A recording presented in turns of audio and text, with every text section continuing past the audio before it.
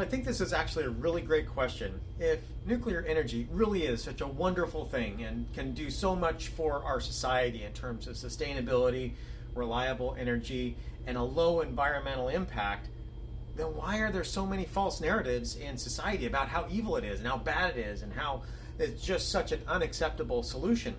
And having been doing public outreach for such a long time and interfacing with individuals on why they are against nuclear energy, and for those who actually claim to know how that started, this is what I can distill from all of that to date.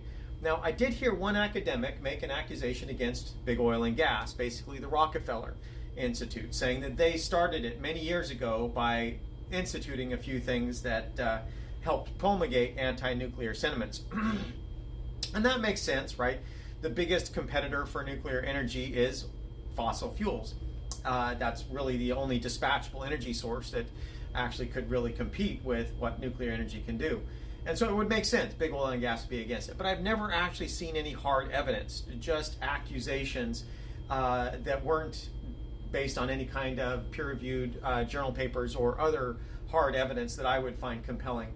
Other arguments are that the Hollywood has done it, right, with fantasy make-believe things that, you know, like the Incredible Hulk, the X-Men, Spider-Man, those kinds of things, and they've helped promulgate it.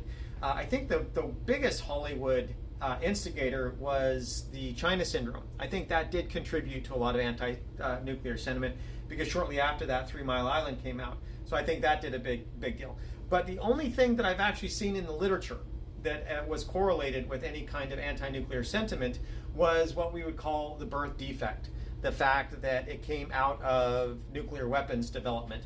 And truth be told, nuclear weapons programs, at least in the United States, have a much worse record in terms of safety and environmental protection than does commercial nuclear. And a lot of people will associate the kinds of things that is done in the military complex with what's done in commercial nuclear. And when you compare those, if you actually do a quantitative risk assessment, you can see that nuclear actually still favors quite well, even when you look at what the military's done, particularly the nuclear navy. They're fantastic. But when it comes to making nuclear weapons, there's a lot more harm that's been done. For example, with mining in Navajo land and not having the same kind of environmental consciousness that commercial nuclear does. But all in all, it's still an amazing environmentally friendly program, no matter how you chop it up. Basically, for the amount of energy that you get, the amount of damage that you do becomes just negligibly small, because you just get so much energy out. And when you ask that question, how many people have to die for you to get a kilowatt hour?